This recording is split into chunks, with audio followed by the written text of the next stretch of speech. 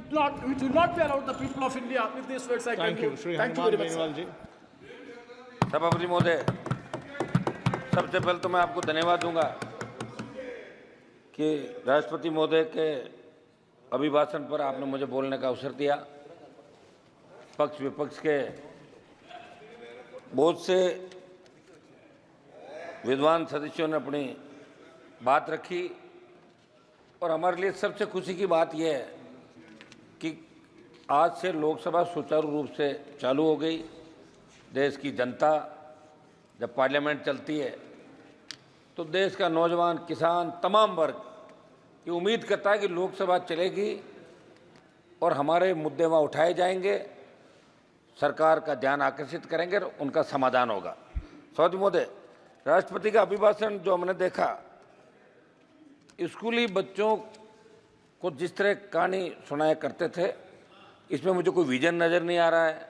बस ये अभिभाषण के पक्ष में जो कसीदे पढ़े जा रहे थे, सही बोला, मेरे हिसाब से तो 2 बार आप सत्ता के अंदर रहे और 2 बार सत्ता में रहने के बाद तीसरी बार जब आपको आधा अधूरा जनादेश मिला और उसके बावजूद इस तरह का अभिभाषण होता, तो ये क्या आप इस अभिभाषण के अंदर जो आपके कई हारे हुए माननीय जो सांसद चुनाव हार गए, तो उन्होंने ये कहा था कि अग्निपथ योजना की वजह से हम चुनाव हारे। मेरे राजस्थान के अंदर भी 3 भारतीय जनता पार्टी के हारे उम्मीदवारों ने बात कही थी।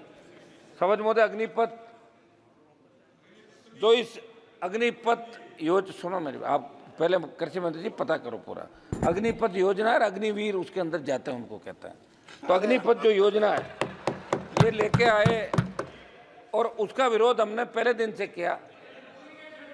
All party meeting, Lok Sabha Jodhpur में 2 लाख जवानों की रैली करी और देश का नौजवान कहीं न कहीं ये महसूस कर रहा है कि सेना के अंदर जो सम्मान पहले मिलता था, हमारे गांव के गांव जब सेना के अंदर कोई जाता तो गांव के अंदर बड़ा धूम धड़ाके स्वागत होता। मेरा बेटा सेना के अंदर गया, हम पंजाब से, हमारे सामने बैठे हैं मंत्री जी, बिट्टू जी, ये लोग यहाँ बैठे हैं। तो ये चूरू वाले एमपी साहब, सेना के अंदर जाने का मतलब रोजगार के लिए नहीं, वो गौरवान्वित महसूस करता है कि मैं सेना के अंदर गया। और उसका पिताजी गांव की चौपाल में कहते हैं मेरा बेटा सेना के अंदर गया। ये बड़ी बड़ी सादत 62, 65, 71 कारगिल की लड़ाइयों के अंदर हमारे नौजवानों ने दी। हरियाणा, पंजाब, उत्तर प्रदेश, राजस्थान और जितने अलग अलग रेजिमेंट जो हमारी बनी सेना के अंदर, वो रेजिमेंट का एक अलग नारा होता है और वो रेजिमेंट किस तरह लड़ाई लड़ती है। लेकिन इस अग्निवीर जो योजना, अग्निपथ योजना के अंदर अग्निवीर जो भर्ती किए और जिस तरह अग्निवीर को शहीद का दर्जा नहीं दिया जाता, अग्निवीर अगर लड़ते हुए शहीद हो जाता तो उसको शहीद सरकार नहीं मानती। जैसा रक्षा मंत्री जी कहते कि 1 करोड़ रुपए दे रहे हैं, तो 1 करोड़ रुपये कोई मायने नहीं रखता साहब। लोग वहाँ लड़ने के लिए 20,000 फीट ऊंची पहाड़ियों पर जाते हैं। हमारी सेना जो वर्ल्ड के अंदर सबसे मजबूत थल सेना के रूप में इंडियन सेना को माना गया। तो मेरी ये मांग रहेगी कि इस अग्निपथ जो योजना अग्निवीर है, इसको खत्म करके पूर्व की भांति सेना भर्ती रैलियाँ इस देश के अंदर कराई जाए, जिससे सेना का सम्मान लौटे और किसान के बेटे सेना के अंदर जाना चाहे। हमारे यहाँ सेना भर्ती रैलियों में लोग गए ही नहीं। अग्निवीर वाले के अंदर लोगों ने बहिष्कार कर दिया, इनके चूरू के अंदर बहिष्कार कर दिया, सीकर के अंदर कर दिया, हरियाणा के अंदर कर दिया, ये आपके आर्मी के हमारे बेटे एमपी साहब। तो हम चाहते हैं कि भारत का सम्मान कैसे बढ़े। हो सकता है चूक हो गई आप लोगों से, किसान आंदोलन में भी चूक हो गई थी, आप माने नहीं। 700 किसानों ने शहादत दी, उसके बाद आपने बिल वापस लिए, ये भी बड़ी चूक है। और अगर आप चाहते हो कि हरियाणा आपके हाथ से नहीं जाए, महाराष्ट्र आपके हाथ से नहीं, समय जाके समझ जाओ। अब की बार 237 पे आओ, अब की बार 130-35 पे आ जाओगे जब 5 साल चुनाव होगा। धीरे धीरे घट रहे हो। 400 पार का नारा दिया था, नहीं पहुंच पाए। राजस्थान के हमारे मंत्री जी बैठे सामने, 2 मंत्री राजस्थान के अंदर, मेरे को कह रहे थे पिछली बार कि हमारी वजह से आप आ गए, ये पिछली बार कर लो, मैं तो फिर आ गया वापिस। आ गया 10-15, 10-12 साथ आए, 3-4 आपके मार्जिन पे बॉर्डर पे रहे थे। सब आप तो मेरी प्लीज। समझ महोदय, एक समझ महोदय, मेरी सरकार से मांग है कि इस अग्निवीर अग्निपथ योजना को समाप्त करके, और एक उस समय जब अग्निपथ योजना लाए थे तो, रुकिए भाई 1 मिनट प्लीज,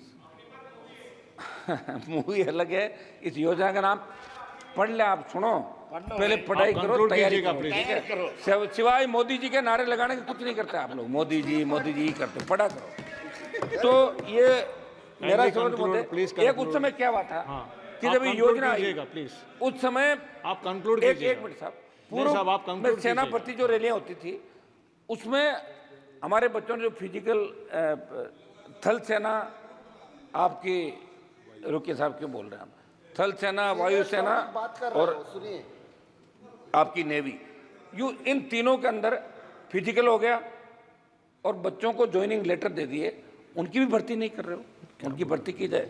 तो मेरी ये मांग रही है कि शपथ में अग्निवीर अग्निपथ को समाप्त करके और नए सिरे से सेना के सम्मान के अंदर बहुत चिंतित है पूरा देश, और आपके अंदर भी इस बात को लेकर हलचल है। निश्चित रूप से जब इस बार वोट की चोट लगी है तो आपके भी थोड़ी बहुत श्री तो मुझे सुदामा लग रहा है कि प्रसाद, ठीक हो। श्री सुदामा 2 मिनट प्रसाद बोल रहे थे साहब आप एक बार, शपथ मोदी 2 मिनट बात तो समाप्त करो मेरी, आप तो 2 ही मिनट में करा दिया। श्री सुदामा मैं प्रसाद समझ में 2 मिनट सबको दिया आपने 2 मिनट।